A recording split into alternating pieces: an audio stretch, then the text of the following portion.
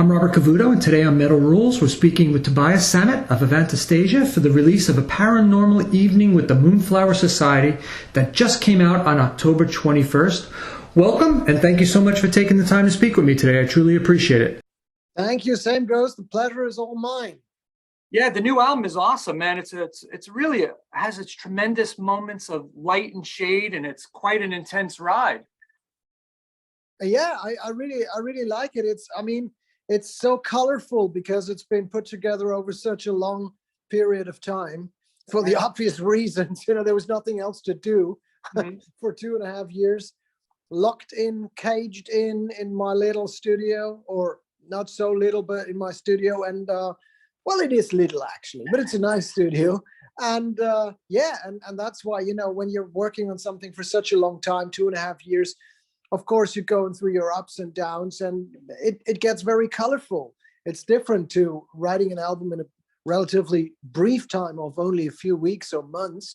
So yeah, I'm very happy, I have to say. I mean, as a musician, you're always happy with what you're putting up at a time, but or putting out at a time. But I have a feeling that this one is even more personal. I know that sounds like cheesy promotion, blah, blah, blah, but it's true, actually. Believe me.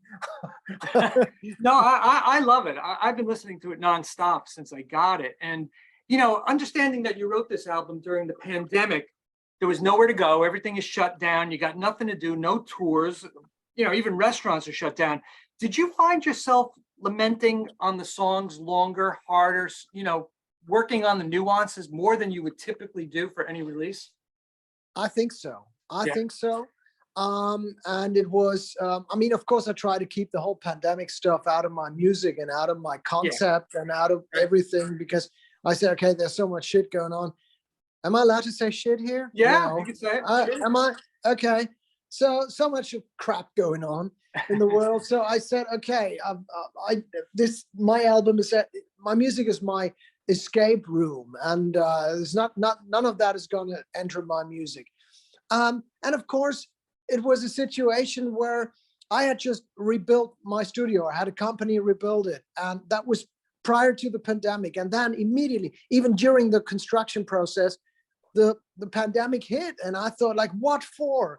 Why did you build this beautiful studio if there's not going to be probably a music business left after this? Right. But it turned out to become a blessing, because all of a sudden I was presented with all this time on my hands, and I was working. I kept working and working, and I got so immersed in creating music, and I reconnected to the pure joy of creating music. I have to say, for the first time in probably 20 years, I was singing again for the joy of singing. I've always enjoyed it, but I never thought about it, because I was always singing whenever it was needed, whenever it was required for an album or a tour or a show. Now I was just Tuesday morning, I'm going to sing some Journey songs. And you learn a lot about your voice. You learn a lot about recording situations, about equipment and all that stuff. And I reconnected to the purity, to the music making itself. And that's why I started to do demos from start to finish. By the time my co-producer heard the songs for the first time, they were real little, not masterpieces, but complete songs with just a few details missing. But there was a lot there, way more than would have been there prior to the pandemic when I did demos. Right. Because I had all this time, and I determined the final result so much, even before somebody else heard my demos.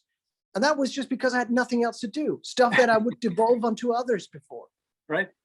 Did you find yourself like waking up at like 8 o'clock in the morning, not taking a shower, say, I'm just going to go and tinkle with this and do a little of that, and next thing you know, it's like 6 o'clock at night and you still haven't taken a shower?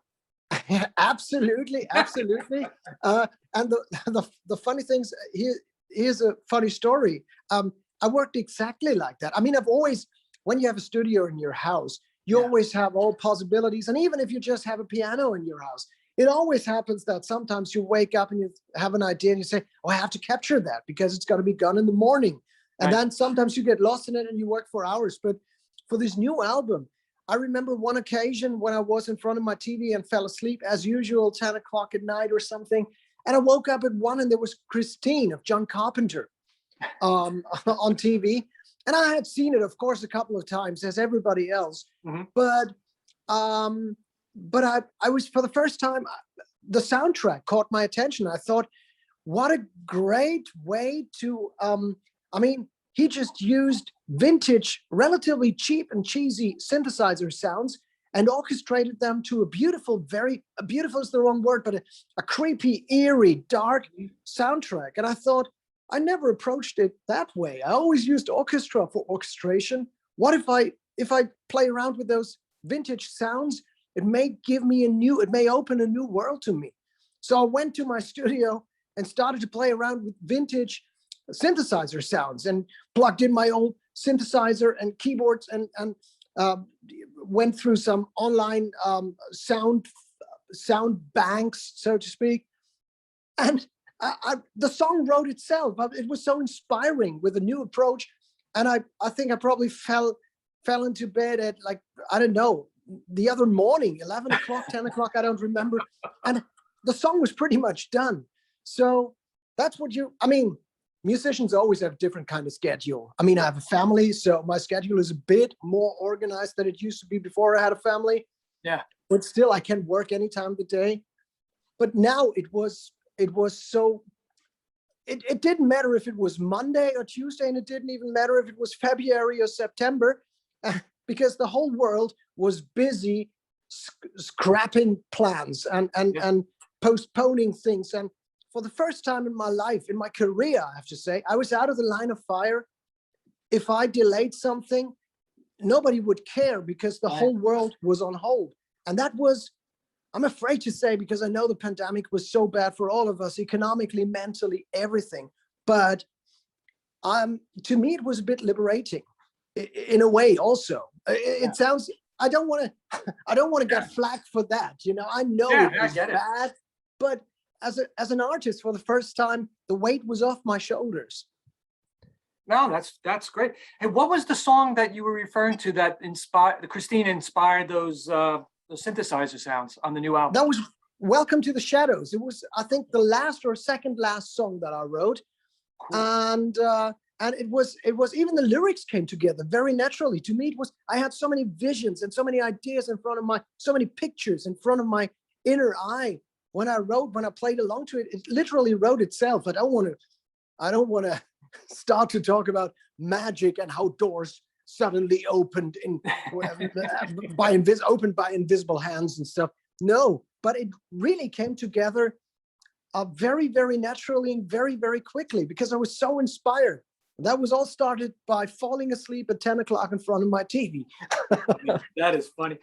If you could pinpoint, what was the song? What was the lyrics? What was the moment when you wanted to explore this magical theme and put together this album? Where did it start? Where was the germ of this?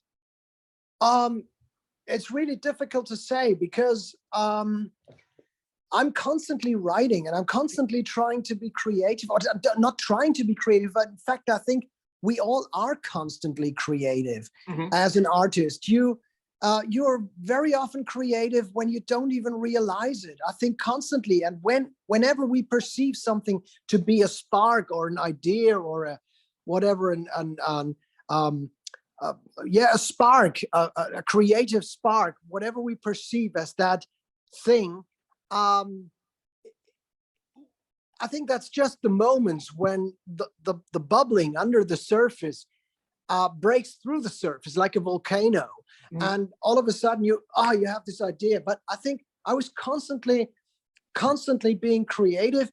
And of course it is, to me, it was, even during Moonglow, it was very, very, the previous album, it was obvious I would do a successor. And I already had some song ideas. I had Arabesque and Misplaced Among the Angels. Those musical ideas go back to the writing of Moonglow. I just put those ideas on the back burner because I already had so much material for the previous album. So I think the moment when I said, okay, I'm going to work on a new album now and really focus on it and see what I have and see what I can do with what I have. I think that was around the time when I was about to finish building the studio, and that was right the time. That was exactly the time when I heard, oh, there's a virus, and eventually, well, they didn't think the world would come to a halt, but at first I thought, okay, it's one of those viruses. Yeah, we have them every year, every 2 years. It's just going to be some bird flu or swine flu, or they come up with something. Not that I say that those flus are made up, but but I thought, okay, it's not gonna be serious stuff. But then when they said, okay, everything's going to shut down and this is very serious stuff, I thought like, oh, that's not good, not mentally. It's not good for your mental constitution and everybody else's. But that was pretty much about the time when I had just not made the decision, but when I really threw myself into work. And then, of course, you're sitting there chewing off your fingernails and thinking, oh, this could be serious. Is there going to be a music business left by the time I'm done with this? Right. Well, thankfully, there is a music business. Thankfully, you made the album and we're talking. What I've always loved about your music is you managed to merge so many different musical aspects. Tell me about the desire not to be pigeonholed in one genre, because for example, The Wicked Rules the Night is super heavy, thrash almost. Kill the Pain is more orchestrated and operatic. And metalheads all around the world follow you. I've watched your concerts at Wacken. It's incredible. So tell me about the importance of not being pigeonholed. I think the most important thing is not to even bother if you're pigeonholed or not, because you cannot change anything. I could try to tilt at windmills and go out and say, I'm not a power metal band, I'm not a blues rock, I'm not a cheap ripoff of Meatloaf. You could go out and try to shove those things down people's throats and try to not be pigeonholed, but it doesn't change things. I mean, for some people, we're labeled as this sword and sorcery, fantasy, nerd, get a life, people, musical thing. For other people, for some people we're too heavy, for some people we're too soft, for some people too poppy, for some people not poppy enough. That is always going to happen. And I think this is my 19th album now, and I've been in this for 30 years pretty much. When I started Ed Guy, that was 92. So I think I have become acquainted with the idea of not being able to be everybody's darling or to avoid being pigeonholed. I mean, some people put me into a drawer, and then 5 years later they curse me for not fitting into the drawer they put me in. It doesn't really, shouldn't affect us. It's a no-win situation. Excuse me? It's a no-win situation. Somebody's absolutely, and we shouldn't worry about it, because it doesn't. I think, even though it sounds hypocritical, because I'm selling my music and I get paid for it and I'm nourishing my family with it, and that's very important for me, and also that's the basic condition to be able to continue on without it in the future and record further records. So I have to sell my music, but I'm really, and that sounds selfish, but it is selfish. It's self-therapy to me. Yeah. Some people came to me with this album. I mean, everybody's got a different opinion. Some people say, oh, it sounds really fresh and new. Some other people say, oh, there are not enough new elements on there. But and what did you think when you did, and why is that? And I always say, that everything I do is based on intuition. It's self-therapy. I'm going into the studio. I don't have a plan to impress somebody by writing an extremely heavy or an extremely fast or an extremely slow or an extremely boring song. I don't think about that. I just go there and let it flow, let it happen. And afterwards I see if it impresses me and if it makes me happy. But I need to do that as self-therapy. Really, that sounds cheesy again, but that's the basics of everything. And then it sounds like you're happy. It sounds like you really enjoy what you do. I could tell the passion in your voice as we're talking now. It's you love it. And the next album might be a little different. And the next album after that might be even a little different. And that's very exciting. That's what I think fans really like about artists. They expand. They they move along. Life travels, life changes, and so does their music. And I think that's fair, you know? Absolutely. I really, we have to. And as an artist, a lot of people think, oh, you should, or some people always approach it like, oh, you should do an album that sounds exactly like your fourth record, the B-side of your fourth record. That was the best. And if you don't do it, and if you continue on doing this commercial stuff, I'm gonna punish you by not buying your album. All right, you threaten me to not buy my album if I don't stop to sell out. It's pretty weird concept. It's a pretty weird concept. I mean, I think as an artist, the most honest thing you can give to people, or the most precious thing you can give to your audience, is honesty.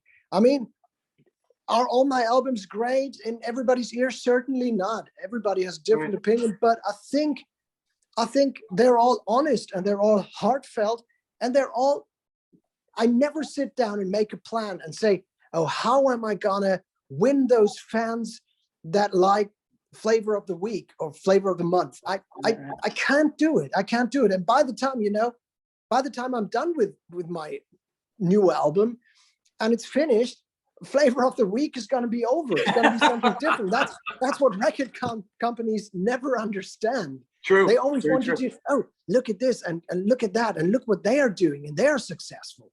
And they are successful. Do a bit of this and a bit of that. It's like ordering a pizza. Bit more cheese, bit more. No, I'm not a service provider.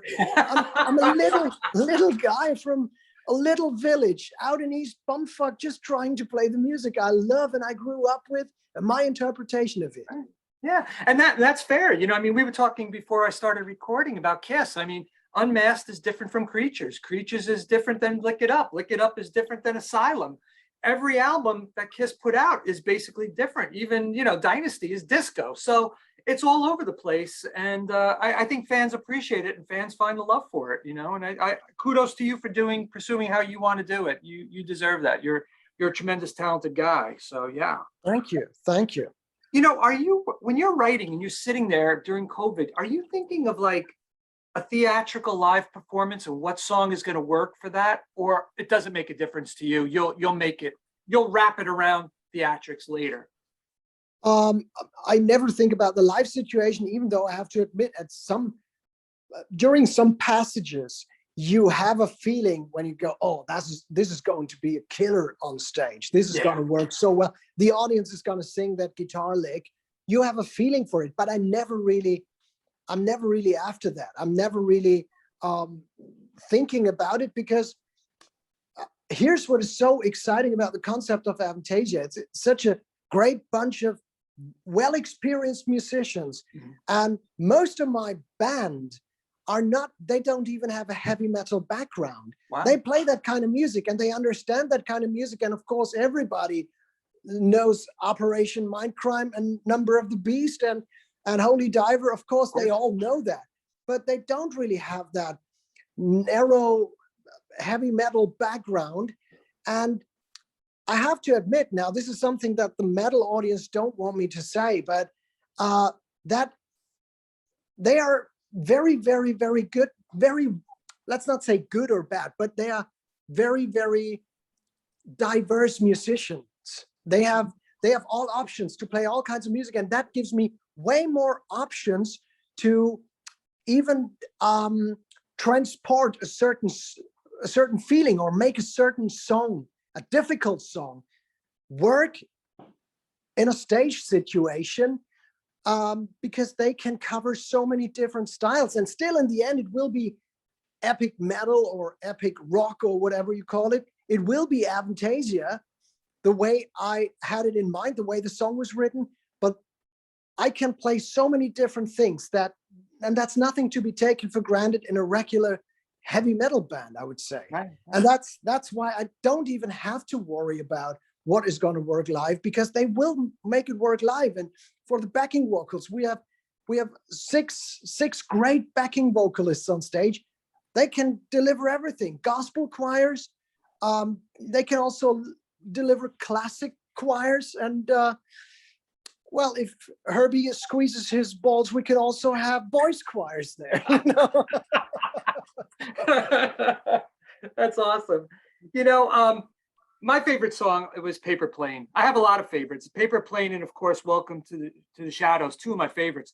What can you tell me about Paper Plane, the creation of it? Paper Plane was a song I had Ronnie Atkins in mind for right from the beginning. I was playing on the piano, and sometimes I just play on the piano without thinking about having a song idea or needing a song idea. I'm not even in quest for an idea. I sometimes just play to let off pressure. It's like writing a letter you don't send. It's like you use it to get things off your chest in a way. And I just play around, and all of a sudden I had this little melody and I hummed along to it. And I immediately had an idea what this song could sound like, that it could be a pop song. I think the working title for that was Ronnie's Pop Song right in the beginning. So I knew it would have to be sung by Ronnie Atkins, because Ronnie, what I love so much about Ronnie Atkins is that, and he's showed that in Pretty Maids numerous times. Yeah. He is a man with two voices. He has this screaming metal beast voice, but he has also this very, very deep and full flavored pop voice, like almost like Morten Harket of Aha. It's a real, there's something to it that has so much magic, and I am never afraid to include pop songs on what people would widely consider as a metal record. Yeah. I'm never afraid of doing that, because I think it's the valleys that make the mountains impressive. So it's all the journey. It's going up and down, the dynamics of songs. So I was not afraid to even produce it into that pop direction. And I'm so glad I'm allowed to do that, because it makes the album so diverse. And Michi Kiske of Halloween, he once told me on one of the tours that he was part of, he told me, Toby, I envy you, because I can't think of any heavy metal band that is allowed that plays all these pop songs in between speed metal songs and gets away with it. Right. Because you saw the reactions to a more poppy songs on stage, they sound a bit heavier in a live situation, I have to say, because we are, after all, right, a rock or hard rock or metal band. But he said, it makes me envious how you get away with it. And so I knew Paper Plane was one of those poppier songs, rock pop, where I don't know where to draw the line, but more on the softer side of things. But as the album doesn't have too many of those soft moments, and I think it was a very nice valley to let people breathe through and then climb up the mountain again after that song. That's insightful. I want to be respectful to your time. Do you have time for one more question? Yeah, absolutely. I love Klaus Meine, and one of my favorite singers, Scorpions, one of my favorite bands. He sang Dying for an Angel with you. What was it like to hang out with him during the video shoot? He's a nice guy. I'd known him before because I think we were introduced to each other. I think that was ways earlier. And then we were, I first worked with Rudolf Schenker, and I just said, okay, I have this little song, Dying for an Angel would be perfect for Klaus. Klaus, do you want to do it? And he said, yeah. It was pretty much, it was a phone call. And after that song was done, it was very obvious this would be the single, not just because of Klaus, but also because the song worked so well with his voice. Everything fell into place. Yes. So I said, okay, Klaus, this is really embarrassing. I don't want to misuse you and your fame, but this should be the single. And I don't want to put up a paper scissor cut of you in the video. I don't want to put up a poster and mime next to it. Yeah. So no, and he said, yeah, no problem. Let's do it. So Klaus is a very nice guy. With that guy, my other band, we've supported the Scorpions on their first farewell tour, I have to say. They're great guys. They're very normal guys, very nice guys. And Klaus is a killer voice. He's a legend. Yes. But he's very, very down to earth. And when we were performing the video, he was just my musical colleague, and we both have a lot of mutual respect for what we're doing. And he's a class act. Very, very nice guy. Oh, awesome. And lastly, are you going to be coming to America to tour anytime soon? I hope so. I hope so, but I can't promise anything right now. With Avantasia, the thing is, it always has to be. It's not easy to put a juggernaut like that on the road, and I'm absolutely aware that in America, I'm sorry, we're playing theaters, and usually to make this band work and feasible and economically, function, we have to play small arenas at least. So it is always a bit of a challenge, but, and here comes the but, I really hope it's going to work, and I'm really, really, really trying to make this work. So in a nutshell, nothing is planned or confirmed yet, but we have ideas, and I don't know when it's going to happen. I don't believe it's going to happen within the next 6 months, but I'm aiming at the second half of next year, and then let's see what happens. I really hope it's going to work. Awesome. Awesome. Well, listen, I want to thank you so much for your time. It was such an insightful and inspiring interview, and I really love the album. And when you come to New York and New Jersey, I will be there in the front row. Thank you very much. Thank you very much. It was a pleasure, was all mine. Great interview. And now hug your guitars. I'm jealous. I'm envious. Well, thank you so much, Tobias. It was great speaking with you. Have a wonderful day. You too. Thank you. Bye-bye. Goodbye. Bye-bye.